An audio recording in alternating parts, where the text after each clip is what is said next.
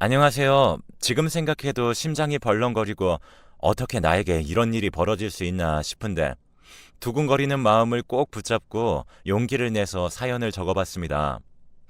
저에겐 눈에 넣어도 안 아플 아들이 있어요. 늦은 나이에 낳은 아들이니만큼 저에게는 굉장히 소중하고 귀한 존재였죠. 매일매일 바라만 보고 있어도 정말 행복함을 전해주는 그러한 존재였습니다. 그런데 아들이 시간이 흘러서 군대도 가고 어엿한 어른이 되어서 엄마한테 기쁨을 선물해주고 첫 취업 때는 저에게 월급으로 임플란트를 해줄 정도로 효자인 아들이었어요. 사실 아들에게 제가 특별히 애착이 가는 이유는 아들이 3살이었을 때 지 아빠가 죽었거든요. 그래서 저는 과부가 되었고 대한민국에서 혼자서 아들 한 명을 키우는 게 결코 쉬운 일은 아니더라고요. 항상 일하면서 집을 비워야 하니까 애한테 잘 못해주는 일들이 너무나 많았고 그러한 순간들이 쌓이다 보니까 미안하더라고요. 항상 좋은 물건들을 해줘야 하는데 그러지도 못하고 아들을 아빠 없이 키우다 보니 여러모로 부족하게 키웠으니 시간이 흐를수록 미안한 마음이 더욱더 커져갔습니다. 그 와중에 말썽 하나 안 피우고 부모 속 썩이는 거 없이 애가 곱게 자라줬으니까 얼마나 고마웠겠어요. 그러다가 아이가 취업을 하고 와서 마음고생하는 게 갑자기 눈에 훤하게 보이는 겁니다. 어느 순간 저에게 연락도 없고 제가 걱정돼서 연락을 해보면 엄마, 사회생활이 쉽지 않네. 원래 이렇게 힘든 건가? 하면서 불길한 말들을 꺼내더라고요. 왠지 아들이 지금 느끼는 이 감정들이 결코 그냥 넘길 감정들은 아닌 것 같다는 판단을 내린 저는 불안한 마음에 바로 서울로 올라가서 아들의 집으로 갔습니다. 그리고 나서 아들의 일기장을 보게 되었어요. 엄마 때문에 사는 거다. 난 그저 이 세상에 없어져도 될 존재인데 그게 안 되는 것 같다. 요즘 왜 이렇게 힘든 건지, 이 지긋지긋한 회사 생활을 언제까지 버틸 수 있을지 도저히 모르겠다. 내가 세상에서 사라지면 조금은 괜찮아지지 않을까? 하면서요. 심장이 쿵 내려앉는 것 같았습니다. 안 된다고. 우리 아들한테 이런 일이 벌어질 리가 없는데. 도대체 어떤 일 때문에 이렇게 마음고생하는 건지 도무지 알 수가 없었던 저는 퇴근한 아들의 손을 꼭 잡고 물어보았습니다. 도대체 너 회사에서 어떤 어려움을 겪는 거야? 제발 엄마한테 속 시원하게 다 털어놓고 말해봐. 라고 했어요. 듣고 보니 상사가 어마어마하게 아들을 괴롭히고 사람을 못살게 굴었던 거였어요. 아무것도 몰랐던 저는 아들이 저 몰래 소가리를 했다는 사실에 너무나도 억장이 무너져 내렸죠. 애한테, 아니, 이렇게 착한 애한테 텃세 부릴 게 뭐가 있나 싶었습니다. 가슴이 찢어졌어요. 저 몰래 우울증 약도 먹고 살아내려고 애를 많이 썼더라고요.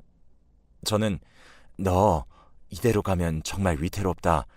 그깟 회사야 다시 취업하면 되니까 신경 쓰지 말고 빨리 네 마음부터 챙겨. 라고 했습니다. 아들이 안 그래도 엄마한테 말하고 나서 공무원 준비를 하려고 했다는 말을 했고 저는 잘 생각했다고 하면서 아들을 칭찬해 줬어요. 그리고 나서 아들은 퇴사했고 집에서 7급 공무원이라는 고시 생활에 도전했습니다. 저는 아들이 시험 준비를 하면서 자신감도 떨어지고 애가 기가 죽을까봐 어떻게 하지 생각하면서 안절부절 못하다가 아예 서울로 올라가서 아들 뒷바라지를 했습니다. 아들은 힘겨워했지만 그래도 용기를 내서 하루하루 잘 버텨줬고 몇 년간의 고시 생활 끝에 결국 합격이라는 대단한 결과를 이끌어냈어요. 아들은 그래도 회사 생활보다 딱 규정이 박혀있는 공직 생활이 잘 맞는 듯 하더라고요. 저로서는 무척이나 다행이다 싶었죠. 그래도 아이가 안정적인 직업을 가지고 미래 걱정 없이 순탄하게 잘 살 수 있을 거라 생각했으니까요. 가슴을 쓸어내린 저는 다시 고향으로 내려갔고 아들은 서울에서 별탈 없이 잘 생활하고 있었습니다. 그러다가 거기에 고졸특채로 들어온 한 여자아이와 교제를 하게 되었나 봐요.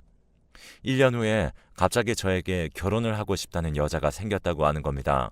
저는 갑자기 뜬금없는 이야기라서 무슨 소리냐고 왜 갑자기 결혼이냐고 물으면서 이야기를 자세히 들어보니까 일을 하다가 만난 신입 공무원에게 마음이 생겼고 마침 그 공무원도 자기에게 감정이 있어서 잘해보다가 서로 결혼 이야기가 나왔다고 하더라고요. 저는 여자애가 너무 어린 것 아니냐고 하면서 내심 걱정을 비췄지만 아들은 아니라고 우리는 이미 이야기 끝난 상황이고 나보다 여자 쪽에서 먼저 더 결혼을 원한다고 해서 고민 끝에 이렇게 엄마한테 말한다고 하더라고요. 뭐 저야 아들이 빨리 결혼해서 자리 잡기를 원했기 때문에 알겠다고 아들에게 말했습니다. 며느리를 처음 본 순간 저는 좀 놀랐어요. 생각한 것보다 인상이 많이 안 좋았습니다. 어른들이 보기에 날티가 많이 나는 애들이 있잖아요. 속으로 이런 애가 어떻게 공무원이 된 건지 그거 참 신기한 노릇이다 싶었습니다. 참 아닌 것 같은데 그럼에도 불구하고 제가 뭐 어떻게 티를 낼 수는 없으니까 그저 꾹 참고 아들이 좋다는 여자니까 응원을 할 수밖에 없었죠. 그것도 그렇고 아들이 결혼 준비하면서 정말 많이 행복해하는 게 눈에 보이고 드디어 자기도 가정을 이룬다는 소망의 결실에 몸둘 바를 모르게 세상에 감사하는 게 많이 느껴졌어요. 저는 속으로 그래 내가 애 아빠도 없이 애를 키웠고 키우면서 잘해준 것도 없는데 결혼하는데 이래라 저래라 다른 여자 만나라 하면서 훈수들 자격도 없지. 이렇게 한다면 나는 참 못된 부모인 거야 하면서 아들을 딱 믿어주자 싶었습니다. 그렇게 굳은 결심을 한 저는 아들을 보면서 이런 게 신혼이구나, 이렇게 행복할 수가 있구나를 느꼈습니다.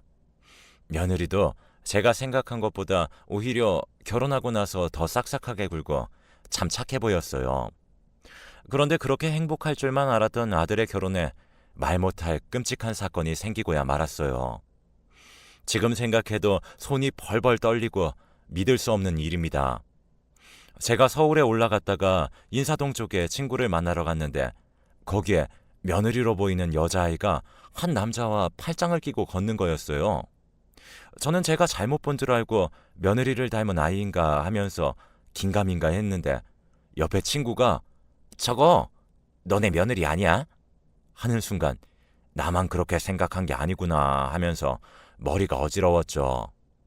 저는 막 결혼한 지 얼마 되지도 않았는데 며느리가 바람을 피우는 건가 해서 오만 생각이 다 들었지만 친구와 함께 있는 상황에서 며느리한테 달려가서 너 지금 뭐 하고 있는 거야? 라고 할 수도 없는 노릇이었고 정확히 말하자면 그 여자가 며느리인지도 불명확한 상황이었기 때문에 그저 그냥 그렇게 상황을 무마하고 넘겼어요. 내 며느리가 아닐 거야 하면서 자기 합리화를 한 거죠. 하여튼 그렇게 불안한 나날들이 흘러가고 있을 때 갑자기 아들이 전화가 와서는 엄마, 아무래도 아내가 바람을 피는 것 같아. 못 보던 핸드폰이 발견되는데 그 폰으로 아내가 다른 남자랑 연락을 하는 것 같더라고. 아내 말로는 뭐 업무차 받는 거라고 하는데 아무리 생각해도 아내가 그런 연락을 받을 리가 없잖아. 요즘 혼란스럽네. 이혼 준비를 해야 하는 건지 하면서 말끝을 흐렸는데 심장이 쿵 떨어지는 것만 같았습니다. 그럼 그때 내가 인사동에서 본 아이가 며느리가 맞는 거고 그때 옆에 있었던 남자가 상간남인 거네. 저는 참을 수 없는 분노가 치밀어 올랐어요. 어떻게 하냐고? 어떻게 하고 싶은데? 엄마가 서울로 올라갈까? 어떻게 할까? 말했지만 아들은 일단 상황이 진정되고 어느 정도 꼬인 씨를 푼 다음에 자기가 다시 연락하겠다고 그 전까지는 아내한테 티내지 말라고 하더라고요. 저는 그저 제가 중간에 끼어들면 상황이 더 악화될까봐 알겠다고 하면서 기다리는 수밖에 없었죠. 알겠다고 하면서 안심을 시키고 저는 힘들었지만 입을 꼭 다물고 있었습니다. 그렇게 시간이 얼마나 흘렀을까요? 갑자기 새벽에 누군가에게서 연락이 온 겁니다. 저는 뭐야 이 시간에? 하면서 전화를 받았고 그 전화는 형사에게서 온 거였어요. 알고 보니 아들이 교통사고를 당했는데 시신을 찾지 못했다는 겁니다. 아니 이게 뭔 소리냐고 말이 되게 좀 말을 좀 찬찬히 해보라고 했어요. 사건은 이러했습니다. 아들이 충남까지 택시를 타고 내려왔대요. 충남이 제가 있는 곳이거든요. 중간에 여기서부터 걸어가겠다고 하며 택시에서 내린 아들은 그렇게 알 수 없는 비포장 도로로 걸어가고 있는 도중에 건너편에서 달려오던 차에 치이고야 만 겁니다.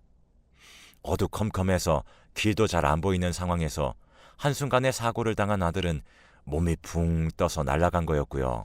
사람을 친 그 가해자는 분명히 자기가 사람을 쳤는데 사람이 보이지가 않는다고 하면서 경찰에 신고를 한 거였어요. 오른쪽 길에 농수를 뽑아내는 깊이가 깊은 하천이 있었고 왼쪽이 논밭이었죠. 경찰은 아무래도 하천으로 시신이 튕겨나간 것 같은데 워낙 밤이라서 제대로 수색이 안 되었어요. 새벽이 될 때까지 기다리다가 수사를 시작했는데 보이지가 않습니다. 그 근처에서 아드님 지갑이 발견되었어요. 그래서 다행스럽게 신원을 알게 된 경찰은 저에게 전화를 한 거였죠. 어떻게 이런 일이 발생할 수 있냐고, 말도 안 되는 일이 왜 나에게 일어난 거냐고 하면서 저는 제 가슴에 멍이 들 때까지 때렸습니다. 그리고 뒤늦게 울면서 며느리에게 말했어요. 너가 우리 아들 이렇게 만든 거 아니냐고 했습니다. 며느리는 어머님, 아무리 속상하셨다고 해도 어떻게 그런 말을 할 수 있으세요? 제가 뭘 했다고요? 하면서 눈을 부라리더군요. 그래서 저는 말했죠. 네가 바람 피워서 우리 아들이 속상해서 그 야밤에 우리 집으로 내려온 거 아니니? 내가 모를 것 같았어? 라고 하자 며느리는 그걸 어떻게 알았냐는 표정을 동그랗게 짓는 겁니다. 저는 그 표정을 보고 기가 차서 인사동에서 상간남이랑 데이트하는 모습을 내가 생생하게 봤었다. 언제까지 그 짓 할지 지켜봤는데 결국 일은 이렇게 되고 내 아들 시신은 찾지도 못하고 너 좋은 일만 하게 된 거 아니냐? 라고 하면서 화를 냈죠. 며느리는 작작하라고 하면서 저에게 대들었고 생전 못 들어본 욕을 하면서 바락바락 화를 내더라고요. 주변의 형사분들이 어른에게 뭐하는 짓이냐고 하면서 말릴 정도였습니다. 우리 아들이 이런 여자가 뭐가 좋다고 결혼을 한 건지, 그래도 어른이 보는 눈은 틀리지 않았구나 라는 것을 알게 되었습니다. 너무나 늦은 상황이었기 때문에 저는 아들의 죽음을 가슴으로 받아들였어요. 하지만 시간이 지나도 도저히 그 상처는 지워지지 않더라고요. 더욱더 억울하고 힘들었던 것은 아들이 죽은 뒤에 아들 명의로 되어 있던 신혼집은 며느리에게 넘어갔고 저는 뚝뚝 눈물을 흘리면서 며느리가 다른 남자와 사는 걸 지켜봐야만 했습니다. 너무나 힘없고 약한 저는 아무것도 할 수 없었고 그저 억울한 마음에 가슴을 냅다치면서 살 수밖에 없었죠. 너무나 억울했고 친구들도 저희 아들 불쌍해서 어떻게 하냐고 좋은 곳 갔을 거라고 하며 그저 저를 위로해줄 뿐이었어요. 세월이 지나면 좋아질 거야. 무뎌질 거야. 라고 생각했지만 꼭 그런 것도 아니더라고요. 오히려 저에겐 시간이 흐르면 흐를수록 고통은 가중되었고 도저히 버티지 못할 것 같은 그러한 순간까지 치달은 겁니다. 나 도저히 살 수가 없겠다 하는 순간들이 지속되자 저는 죽음의 문턱까지 갔어요. 그런데 그럴 때마다 제 아들이 사라진 그 논두렁에 갔다 오면 그나마 마음이 편해지더라고요.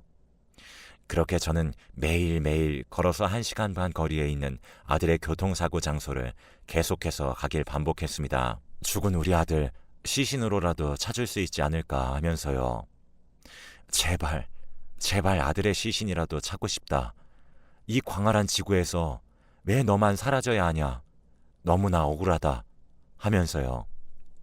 그런데 참으로 신기하게도 사람이 마음이 간절하면 하늘도 그걸 알고 선물을 내려준다고 하잖아요. 저에게 선물이 온 겁니다. 세상에 말도 안 되는 귀한 선물이 저에게 내려온 순간 저는 차마 말할 수 없을 정도로 진한 충격을 받았어요. 보름달이 환하게 뜬 어느 날 여느 때와 마찬가지로 저는 아들이 사라진 그곳을 걷고 있었어요. 그때 하천의 반대쪽인 논두렁에서 한 남자의 실루엣이 보이는 거였죠. 저는 눈을 비비고 봤더니 아니 아무리 봐도 제 아들의 실루엣과 너무나 비슷한 겁니다. 인성아 하면서 저는 그 논두렁으로 냅다 달렸어요. 그런데 그 남자는 제 목소리가 들리면 들릴수록 점점 더 빨리 뛰어갔고 저는 미친 사람처럼 그 남자의 얼굴을 봐야겠다는 생각으로 막 달려갔습니다. 그렇게 달리기를 얼마나 반복했을까. 그 남자가 넘어지는 순간 저는 바로 뛰어가서 그 사내의 얼굴을 보았고 억장이 무너져 내렸습니다. 그 남자의 얼굴은 죽은 제 아들과 똑 닮아 있었어요. 그런데 문제는 어딘가 엉성한 발음, 그리고 묘하게 초점이 나가 보이는 눈빛에 저는 무언가 묘한 어색함을 느꼈습니다. 너 인성이 아니냐고 하니까 어린아이처럼 펑펑 우는 그 사내는 막 울면서 뛰어갔어요. 그 사내가 뛰어서 작은 집에 들어가길래 저는 그 집 안으로 따라 들어가서 주인장 있냐고 물었더니 그때 한 할머니가 나오더라고요. 그 할머니를 보고 이 사람 당신 아들이냐고, 죽은 내 아들이랑 똑같이 생겼는데 어떻게 되는 관계냐고 물었어요. 하지만 할머니도 정신이 오락가락한 듯한 모습을 보였습니다. 치매인 것 같았어요. 이럴 리가 없는데 하면서 혼란스러웠던 저는 해가 뜨고 나서 그 마을 이장이라는 사람을 찾아가서 물었습니다. 저 작은 빨간 지붕에 사는 할머니와 남자의 관계가 어떻게 되는 거냐고요. 그러자 이장은 그 할머니가 한 10년 전에 아들을 잃고 나서 정신적 충격으로 치매랑 언어장애가 왔어서 정신이 나가서 말도 안 통하는데 어느 순간부터 갑자기 집에 큰 장정이 와 있었다고 하는 겁니다. 사람들은 저 남자가 어디서 튀어나온 거냐고 하면서 걱정을 했대요. 할머니는 그 남자를 집으로 데려와서 지극정성으로 보살펴왔고 그렇게 그 장정과 할머니는 같이 살게 된 거라고 하는 겁니다. 쎄한 기분을 느낀 저는 경찰에 신고해서 그 남자의 지문 검사를 하게 했고 제 아들 지문과 그 남자의 지문이 일치한다는 이야기에 억장이 또 한 번 무너져 내렸어요. 아니 어떻게 이런 일이 발생한 거지? 도대체 어떻게 이해를 해야 하는 거지?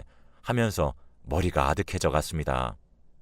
믿기 힘든 현실에 무엇라 반응을 해야 할지 몰랐고 경찰 쪽에서 조사를 시작한 결과 깜짝 놀랄 만한 결과가 나왔습니다. 그날 아들이 교통사고를 당했을 때 아들의 시신은 하천 쪽으로 튕겨나간 게 아니라 논두렁으로 빠진 거였어요.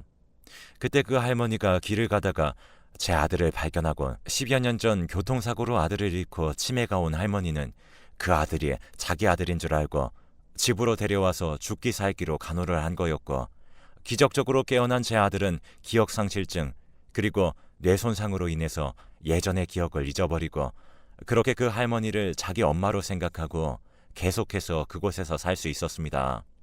저는 그것도 모르고 정말로 아들이 하천으로 내려가서 시신을 잃어버린 줄 알고 얼마나 가슴 쓰린 하루를 보냈는지 몰라요. 하루하루가 지날 때마다 저는 정말로 너무나 힘들었기 때문에 가슴을 손으로 내리쳐 왔으니까요. 바로 아들은 서울종합병원으로 이송돼서 다친 뇌에 대한 치료를 시작했고 골절이 있는 부분에 대해서 다시 진료를 했어요. 언어치료사 그리고 인지장애 전문가와 본격적으로 집중적인 치료를 받자 아들의 뇌는 서서히 다시 제 기능을 찾기 시작했고 예전의 기억들이 하나둘씩 떠오르면서 사건은 다시 원점으로 돌아갔습니다. 죽은 줄 알았던 사람이 다시 돌아오니까 경찰들도 종결된 수사를 다시 시작할 수밖에 없었습니다. 그리고 그 과정에서 제가 생각하지도 못한 진실이 수면으로 드러난 거였어요.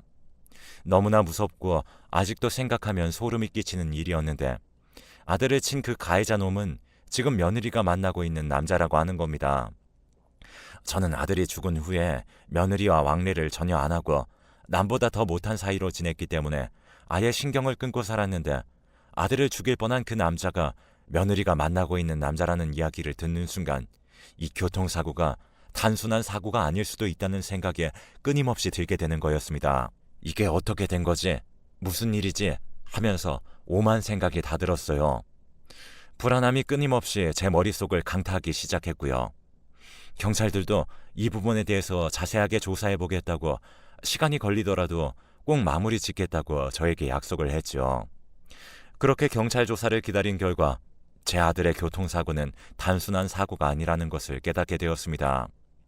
아들과 이혼하고 그 집을 자기가 가지고 싶어 했던 며느리는 자기 상간남을 통해서 지금 내 남편이 충남 쪽으로 가고 있으니까 너가 사고를 내고 그러면 신혼집은 내 것이 되는 거고 거기서 우리 함께 살자고 하는 은밀한 제안을 한 거였습니다.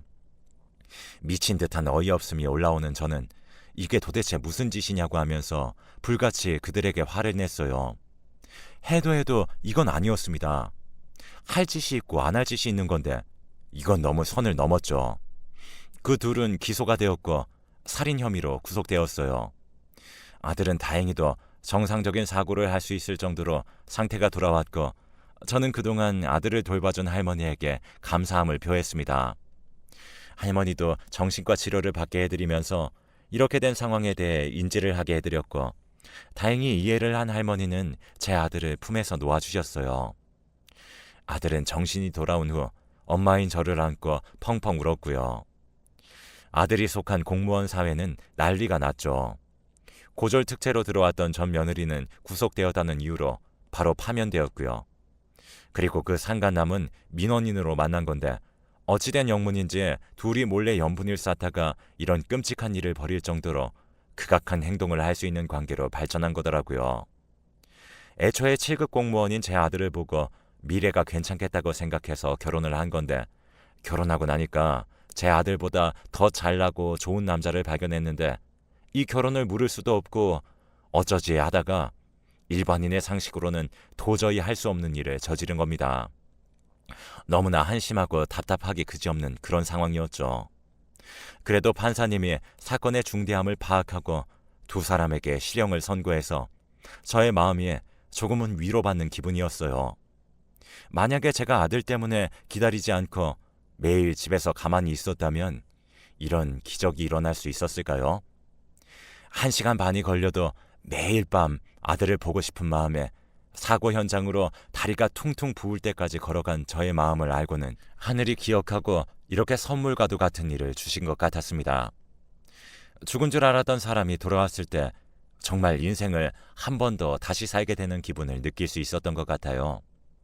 저는 지금 그 누구보다 행복하고 감사한 하루를 보내고 있습니다.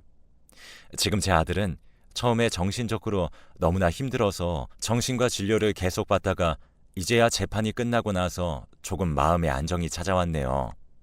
지금은 작은 일을 하면서 살고 있습니다. 워낙에 글씨를 잘 쓰고 예전부터 서예에 관심이 있었던 아들은 작은 서예 학원에서 강사로 활동하고 있습니다. 특이하죠? 죽었다 살아난 새 인생인데 공무원을 다시 하고 싶지 않고 지금은 그렇게 내가 잘할 수 있는 일, 그리고 일을 할 때 마음 편한 걸 하면서 살고 싶다고 하네요. 저는 아들이 온전한 정신으로 살아왔다는 사실 자체로 그저 감사하고 또 감사합니다. 그것만큼 기특하고 정말 대단한 일이 없는 것 같아요. 저도 이제 충남에서 서울로 완전히 올라왔고 아들을 보살피면서 남은 여생을 살려고 합니다. 죽을 것 같은 고통에서 벗어나고 지금 마음의 여유를 가질 수 있게 된 제 자신이 너무나 감사합니다. 그리고 그 범인 2명은 제발 감옥에서 평생 썩고, 아니 출소해서라도 평생 지옥 구덩이에서 살았으면 좋겠네요. 돈에 눈이 멀어서, 그리고 사랑에 눈이 멀어 삐뚤어진 짓을 한 그 둘을 저는 죽어서도 용서하지 못할 것 같습니다. 억장이 무너지고 힘들지만 그럼에도 불구하고 아들을 위해서 저는 한 걸음씩 더더욱 열심히 앞으로 나아가면서 살아가려고 합니다.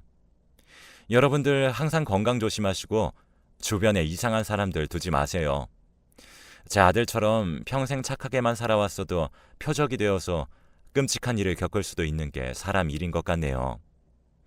어찌 보면 지루할 수 있는 저의 이야기에 끝까지 이렇게 들어주셔서 정말로 감사합니다. 여러분들 항상 행복하시기를 제가 희망하겠습니다.